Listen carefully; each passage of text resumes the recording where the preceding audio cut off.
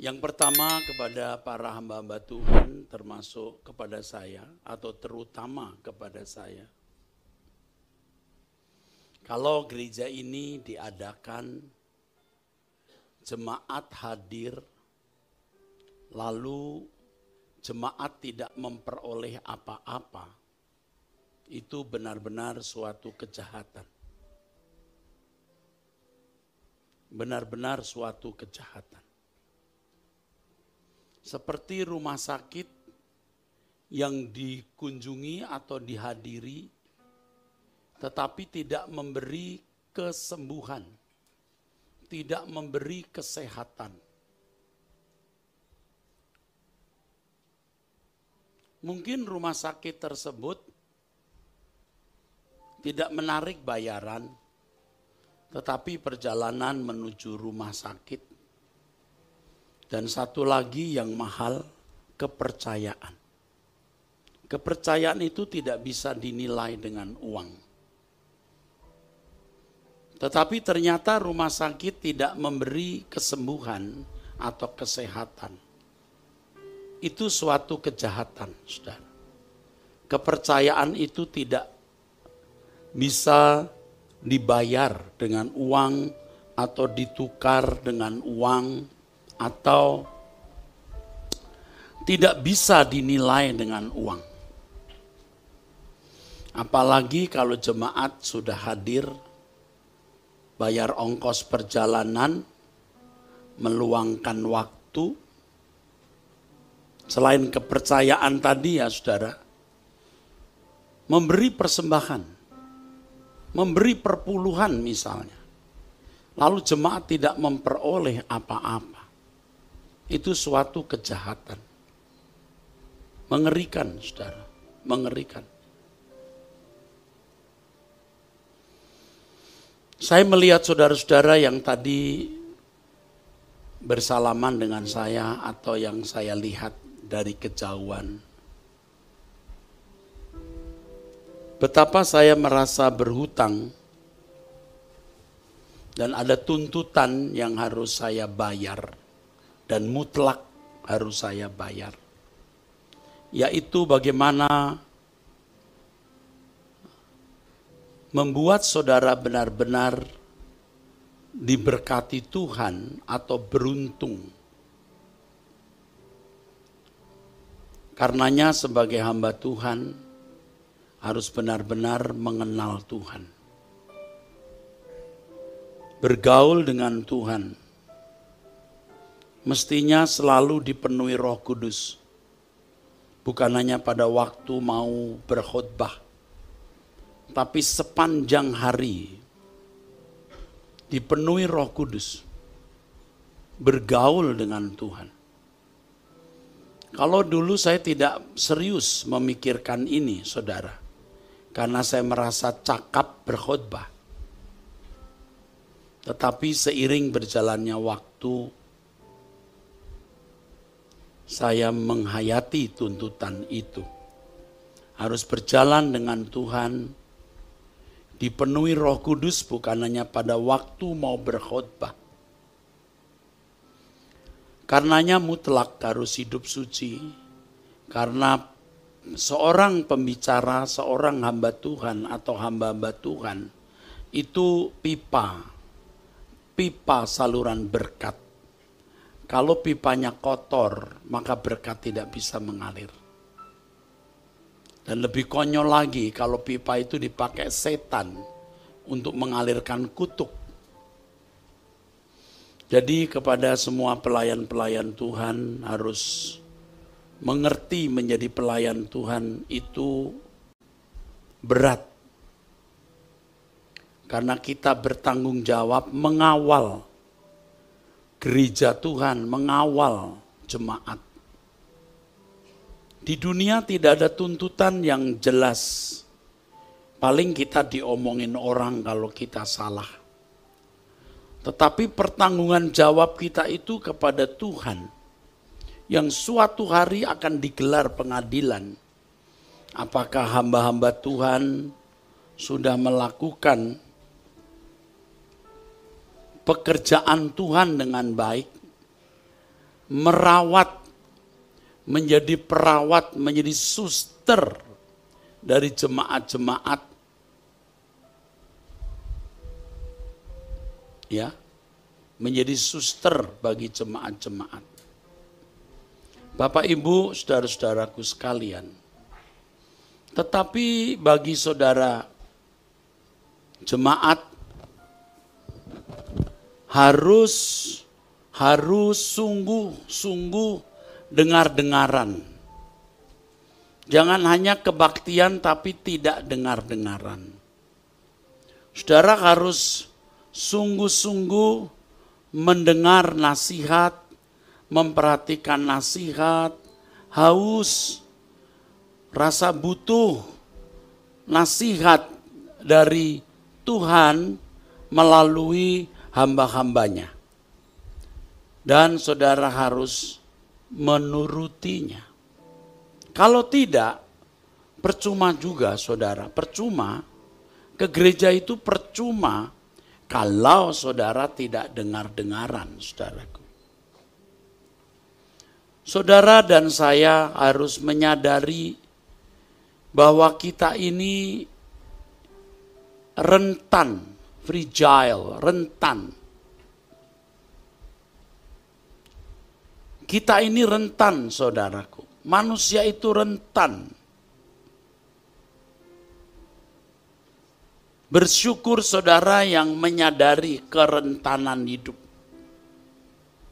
Rentan dari segala hal. Rentan terhadap serangan kuasa kegelapan yang tidak kelihatan. Tidak kelihatan, tapi aktif menyeret orang masuk neraka.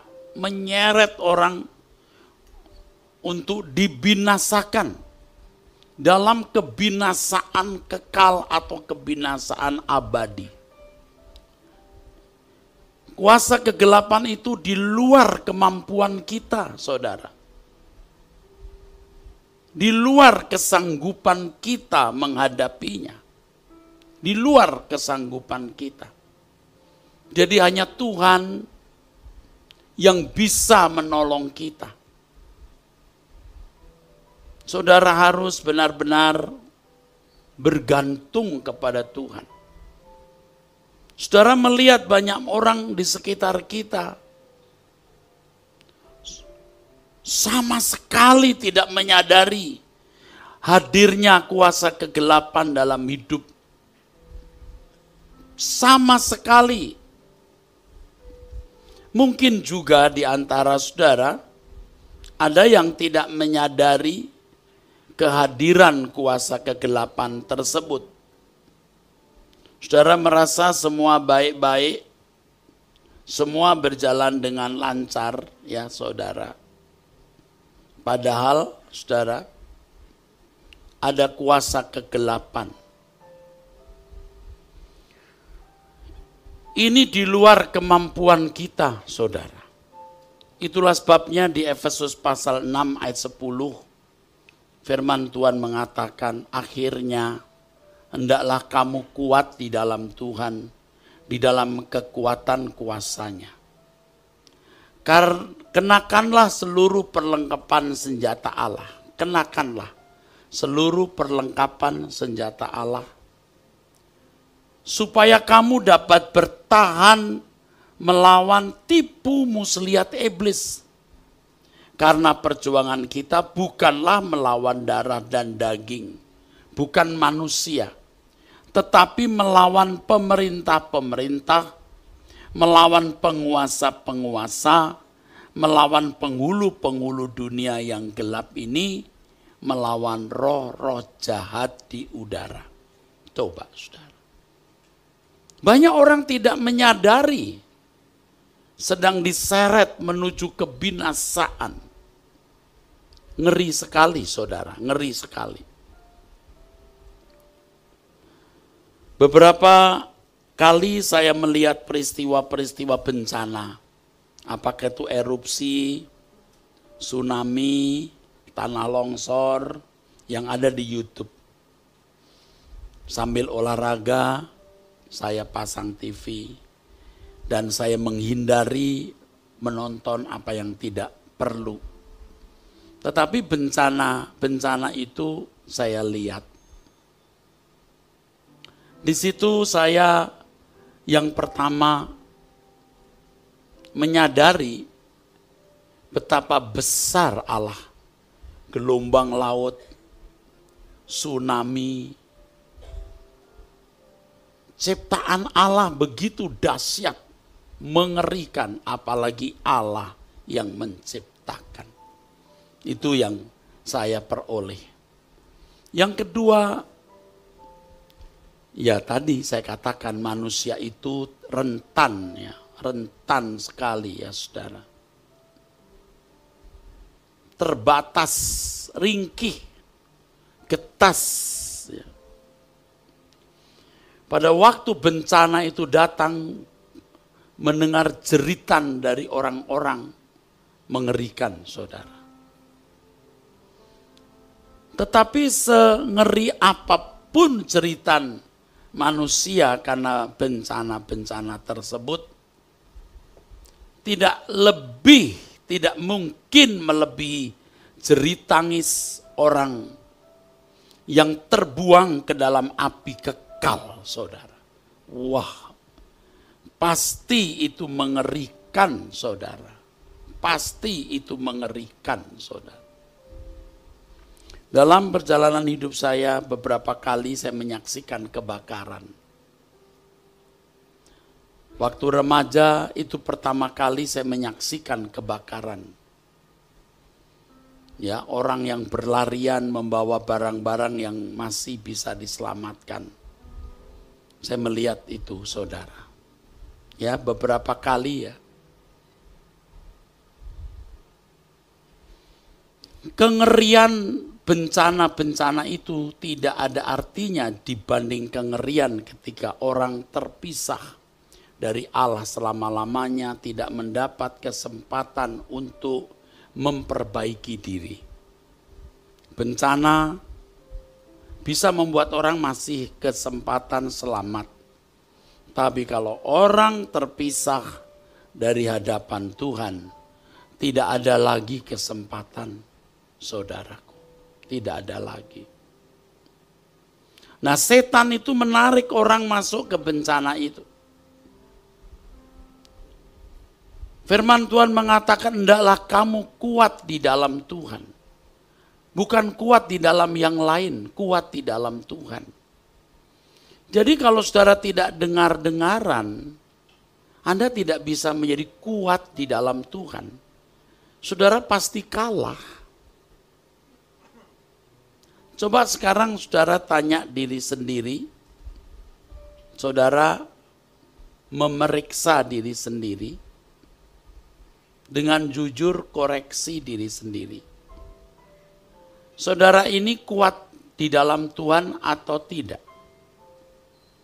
Saudara sekarang dalam keadaan menang atau kalah melawan tipu muslihat iblis ini? Ini bukan hanya untuk saudara, juga untuk saya. Jangan merasa sudah jadi pendeta, tidak melakukan pelanggaran moral, manusia baik-baik, kelihatannya tapi ada kesombongan, ada pikiran mau jadi kaya, atau pikiran mau punya barang ini, barang itu. Sama itu tipu muslihat. Dan banyak lagi saudara, tipu muslihat.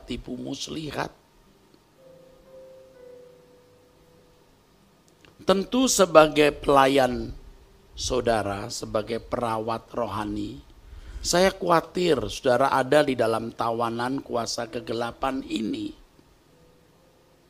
Tapi saudara tidak menyadari. Kenapa tidak menyadari? Karena saudara tidak sungguh-sungguh bersekutu dengan Tuhan. Pasti tidak sadar. Ya. Sekali lagi ya, kepada hamba-hamba Tuhan, kepada worship leader, singer, juga tentu pemain musik. Kita ini hamba-hamba Tuhan, kita pasti yang ditarget pertama. Jadi kalau setan bisa mentarget kita lalu menjatuhkan itu korbannya besar, saudara. Jadi kami ini harus lebih sungguh-sungguh. Saudara juga, semua kita ini menghadapi kuasa kegelapan. Makanya tidak pernah ada satu hari di mana kita tidak berdoa. Datang menghadap Tuhan, memeriksa diri, mohon petunjuk Tuhan apa yang terjadi dalam hidup kita masing-masing. Coba saudara siapkan menit 30, setiap hari 30 menit saja. Kalau terpaksa 15 menit dulu serius menghadap Tuhan, saudara akan mulai bisa mendengar suara Tuhan dan itu tidak bisa digantikan oleh siapapun. Pendeta, pembimbing rohani tidak bisa menggantikan tempat itu. Itu hanya ditempati oleh Tuhan yang gak bisa dilakukan oleh siapapun. Saudara harus benar-benar bertemu dengan Tuhan dan mendengar suaranya. Katakan amin. Katakan amin.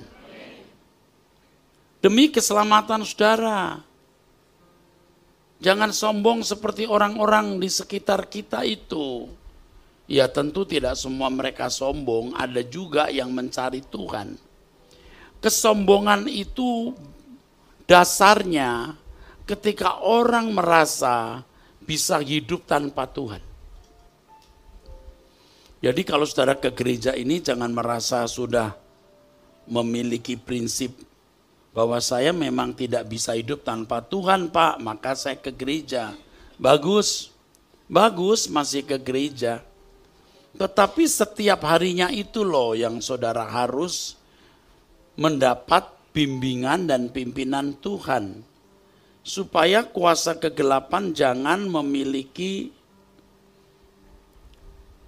pangkalan atau tempat berpijak atau dalam bahasa Inggrisnya foothold di dalam hidup kita. Saudara melihat orang yang dikit-dikit marah, itu pijakannya itu luas sekali. Iblis itu berpijak di orang itu. Di banyak kesempatan marah. Di banyak kesempatan ngomeli orang. Di banyak kesempatan dia melukai orang dengan mulutnya. Ada pangkalan di dalam dirinya. Ya. Belum lagi menipu. Pokoknya nipu aja. Belum lagi judi. Belum lagi zina. Ya. Dan macam-macam. Pikiran terus mau bergerak, mau jalan-jalan kemana, mau beli barang apa. Nggak pengen beli barang pun diada-adakan. Hidupnya terikat. Ya. Belum lagi kalau orang sudah terikat suatu hobi. Pikirannya ke hobi itu terus. Ya Pak, anak bisa dilupakan, pasangan hidup bisa dilupakan. Pokoknya demi kesenangan itu. Lagi seneng bergaul sama A, mesti ketemu tiap malam. Entah main catur, entah main karambol, atau main yang lainnya. Dia lupa yang lain. Bukan tidak boleh main karambol, biliar, tapi jangan kemudian saudara terikat. Padahal waktu saudara hanya tidak lebih 100 tahun untuk kekekalan loh saudara.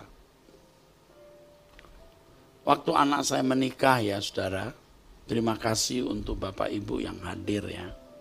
Saya berkhotbah ya saudara. Kalau untuk pernikahan, orang bisa persiapan 1 tahun loh. Biayanya bisa bermiliar-miliar, saudara. Saya pernah mengunjungi pesta perkawinan. Keluarganya berkata, Pak, backdraft ini, belakangnya kan ada backdraft tuh. Iya apa? Backdraft ya. Itu sebenarnya 10 miliar, Pak. Kami tawar 8 miliar dikasih, Pak. Wah, saya kaget loh dengar uang segede itu ya, saudara. Mungkin karena saya bukan konglomerat ya. Dengar kata mendengar sejumlah itu, wah, ya.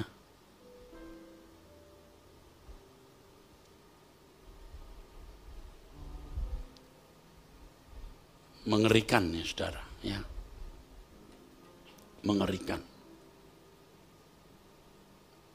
Padahal kita atur-atur sendiri, bisa nggak lebih 20 juta juga bisa. Kasih pohon-pohon aja gitu ya. Bunga-bunga.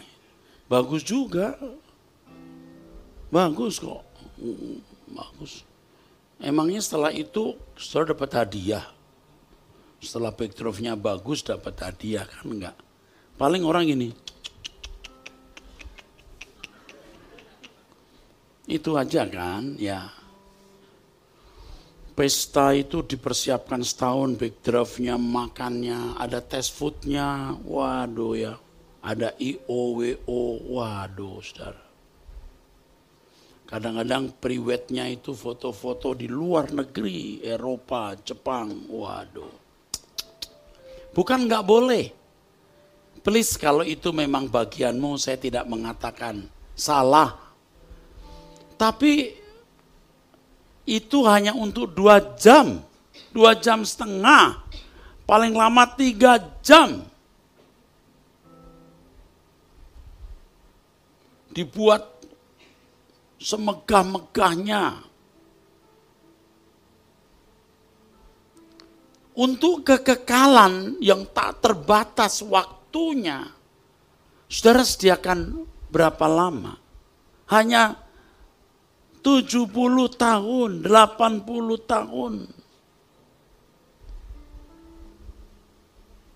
Tapi banyak orang tidak mempersiapkan diri.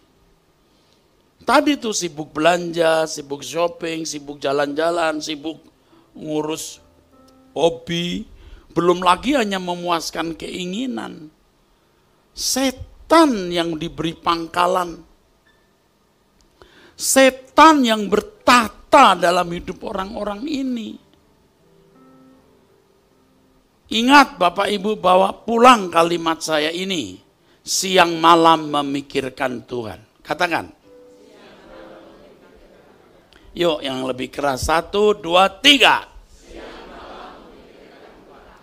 Siang malam memikirkan Tuhan tidak membuat saudara menjadi konyol, malas. Justru saudara dipimpin Roh Kudus jadi bertanggung jawab, kerja keras, tidak malas. Heran loh, ada bapak-bapak pulang kantor, bukannya ngurus anak istri, main game. Masih senang main game tua-tua begitu. Rambut sudah botak. Bukan tidak boleh main game. Game apa yang kau mainkan itu sebenarnya? Heran loh saudaraku. Ibu-ibu juga ya, kalau lihat gadget tuh ya. Wah, anaknya nyungsep dari kursi juga nggak lihat. Setan semua itu, kalau melihat yang bagus sekali-kali boleh. Kok bisa dia terikat di situ? Itu saudara sebenarnya memberi pangkalan kepada setan. Karena ketika saudara tidak memberi waktu untuk Tuhan, untuk siapa kalau bukan untuk setan? Ya kalau lihat gadget gitu, udah 30 menit, 1 jam, doa 10 menit, udah tewas. Karena Anda tidak pernah mengalami perjumpaan dengan Tuhan. Nah kalau begini bagaimana saudara? Tidak nurut, tidak dengar-dengaran. Terus berulang-ulang saya sampaikan, berdoa ya. Ketemu Tuhan ya.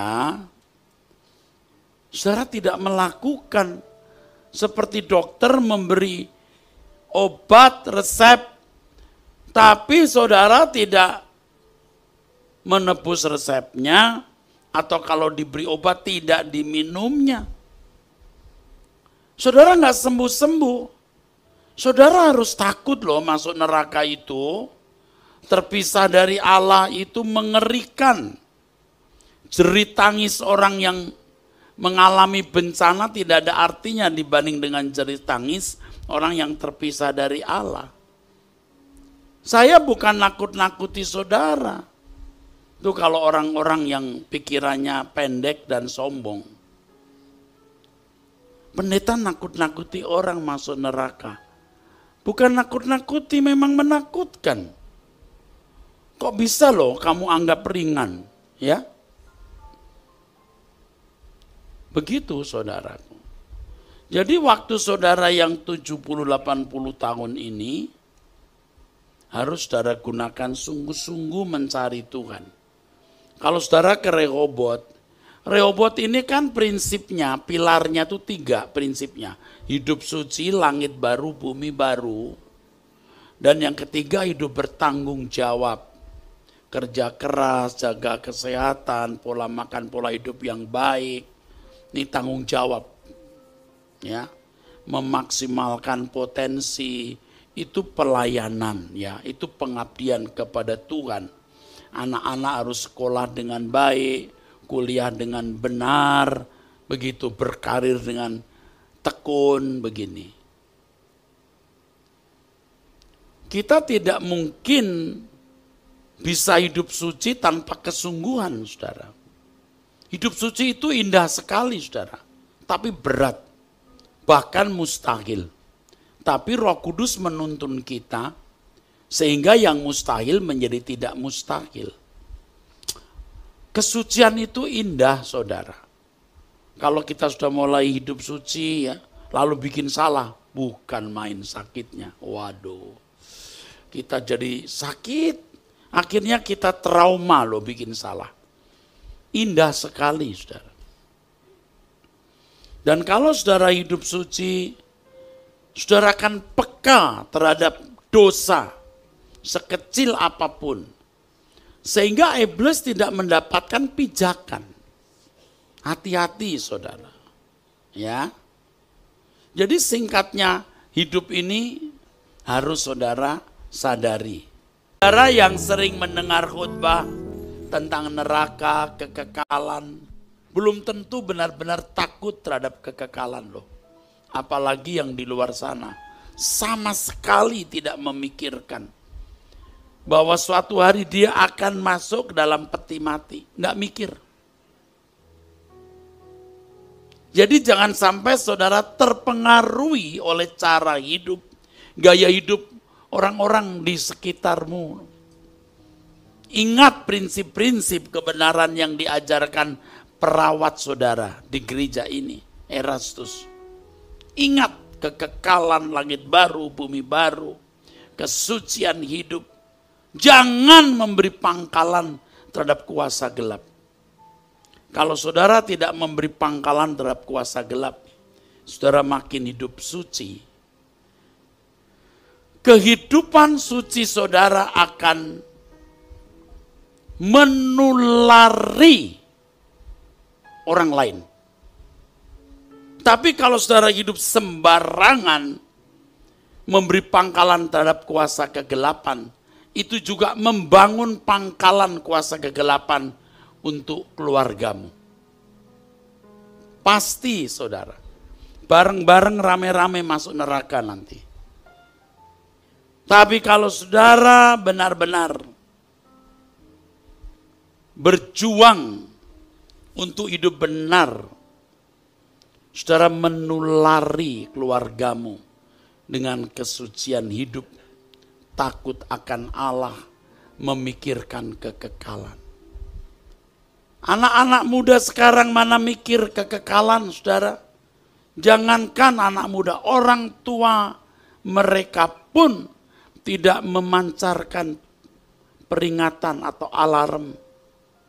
Tet, tet, tet, tet. Ingat ya, kita akan mati. Ingat ya, ada kekekalan. Kalau sampai gereja tidak memberikan alarm ini, wah jahat saudaraku, jahat. Yang memberi alarm saja, gereja yang memberi alarm saja jemaatnya susah berubah. Masih bandel-bandel. Iya enggak ya? Oh enggak ya? Loh, saudara itu tahu bahasa Indonesia enggak? Seperti tidak bereaksi. Gereja yang memancarkan, memberitakan alarm peringatan tentang kekekalan saja, itu tidak membuat jemaatnya kunjung benar-benar baik, bertobat. Masih saja banyak yang bandel. Begitu enggak ya? Nah udah bener nih. Berarti kita mau bertobat ya.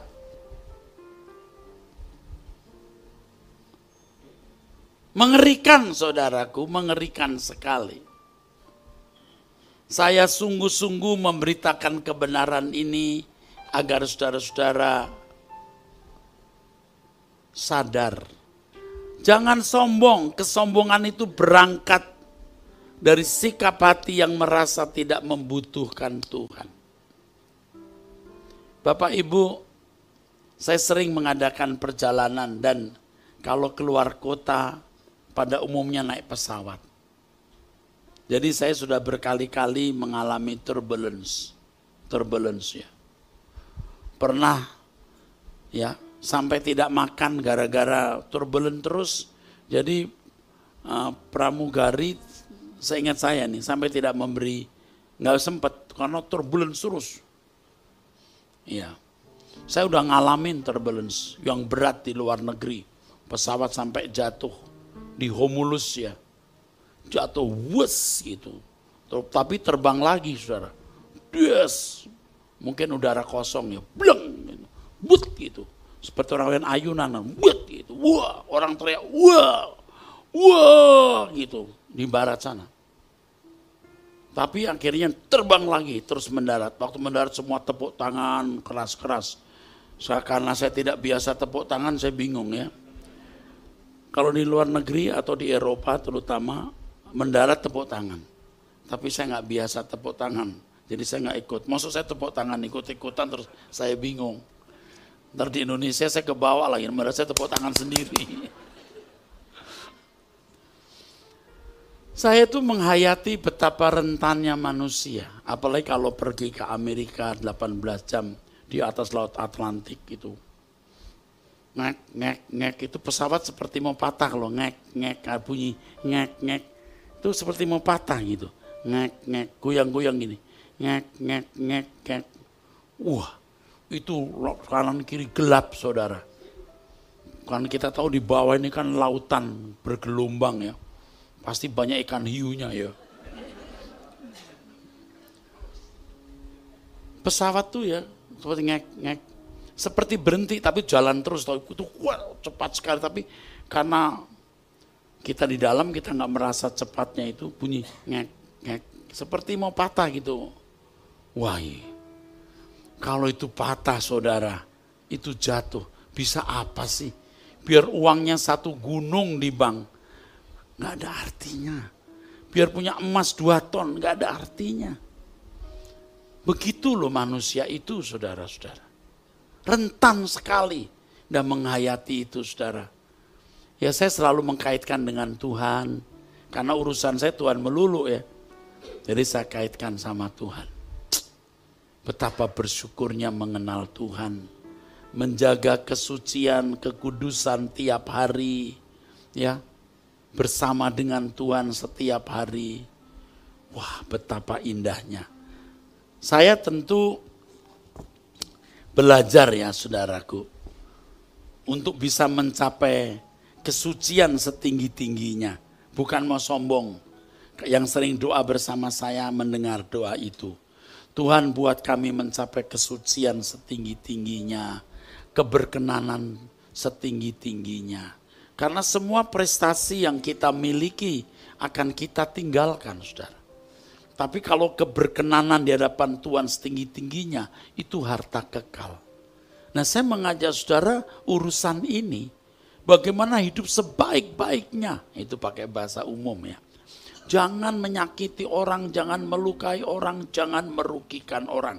Bahkan tolonglah orang yang bisa saudara tolong. Itu kekristenan saudara. Bukan doamu yang berbahasa roh, bukan nyanyianmu yang bersemangat, tapi hidupmu yang meneduhkan orang, menghibur orang. Engkau memecahkan rotimu untuk orang lain, membagi uangmu untuk orang yang kekurangan. Dan selalu ada kesempatan itu saudara. Jadi ambisi saudara harus diarahkan ke situ.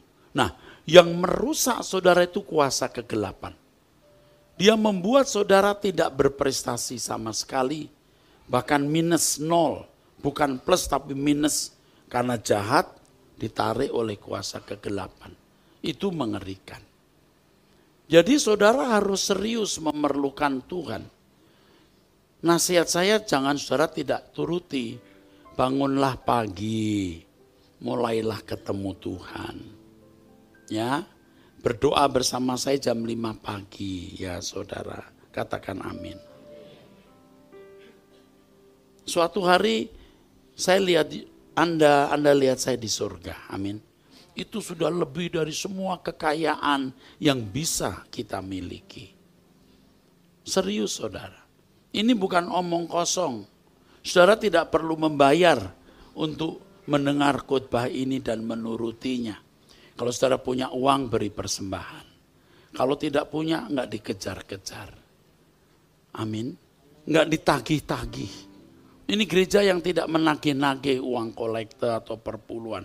Jangankan perpuluhan, uang kolekte pun juga tidak ditagih-tagih. Tapi tentu kalau saudara diberkati, saudara harus menyisihkan uang untuk pekerjaan Tuhan. Bukan untuk gaji saya, sama sekali saya tidak digaji. Kalau saya bisa membawa saudara ke surga, itu sudah luar biasa. Itu upahnya lebih dari sekian triliun. Saya bisa bawa nyawa, jiwa ke dalam kerajaan surga. Wah, itu sudah luar biasa. Mungkin saudara bertanya, apa sih ada manusia seperti itu? Tentu ada, bukan hanya saya, ada hamba-hamba Tuhan yang sudah digarap Tuhan. Saya ini termasuk digarap. Saya mestinya tidak ada hari ini, tapi berkali-kali mengalami kesulitan masih hidup. Dulu juga waktu muda saya miskin sekali saudara, sangat miskin. Hidup dari belas kasihan orang. Dapat beasiswa sekolah, saya bisa numpang di rumah orang. Sekarang saya bisa memberi tumpangan, bukan kepada ratusan orang, bisa 1.000 lebih. Saya buka sekolah, saya beri beasiswa, karena saya hidup dari belas kasihan orang juga. Belum pengalaman-pengalaman lain yang akhirnya saya simpulkan hidup ini tragis dan singkat. Jadi yang saya lakukan, saya mau melayani Tuhan, membawa setiap orang ke surga. Amin. Gak ada ruginya kok jadi orang benar tuh Pak. Amin. Jujur, mencintai istri, tidak selingkuh, kerja keras. Biar kita miskin, kita gak korupsi. Kita dirugikan orang, kita tidak membalas. Dijahat-jahatin, kita diam. Gak ada ruginya. Cuman kasihan yang menjahati kita, dia akan bertanggung jawab. Tapi kalau kita ngomong, jangan gitu dong, ntar lu dihukum Tuhan ya. Nanti dikira kita mau ngajak berantem lagi. Jadi kita diam aja. Diam. Ya. Jadi saudara-saudara tidak boleh lengah. Iblis itu jahat banget. Punya banyak cara untuk membuat kita tidak fokus Tuhan. Ya. Saudara kalau lihat manusia di sekitar kita itu benar-benar tidak merasa perlu Tuhan. Bertuhan sama tidak sama aja katanya. Enggak sama. Sungguh saudara, waktu saya jalan dari Blang tadi ke sini ngelihat wajah saudara, ada satu yang saya pikirkan. Orang sabar enggak ya nunggu waktu Tuhan. Kepikir itu. Kepikir pas saya jalan ke sini, nah mau masuk sini. Sabar enggak yang nunggu waktu Tuhan? Waktu Tuhan maksudnya begini, Anda setia begini, bagaimana membedakan orang yang mencari Tuhan dan tidak itu beda. Tapi pembedaannya enggak bisa sekarang. Kelihatannya sama saja, tapi suatu hari beda. Oke. Suatu hari itu beda, saudara. Sekarang kelihatannya sama, tapi suatu hari pasti beda. Dan saudara bersyukur ke gereja ini. Apa? Bukan kita tuh cari pengaruh apa gitu. Kami hanya ingin saudara mendengar firman. Kalau di luar sana Anda pasti ada ya yang ditanya, apanya yang sesat? Nah, kau datang ke sini kamu rasakan sendiri. Ya kan? Banyak, sudah berapa kali dengar jemaat bilang, jangan ke sana loh, sesat. Buset. Kita enggak pernah bilang orang sesat loh dia. Kita yang disesat-sesatin. Kita diam saja. Ya. Saudara datang, duduk manis, mendengar firman, diarahkan ke surga. Dan saya mau kasih tahu, Anda tanya Tuhan saja. Gereja mana yang benar, pendeta mana yang jadi juru bicara Tuhan. Dan itu pasti akan membuat saudara mantap siapa yang saudara dengar. Oke? Sampai di sini ya. Oke.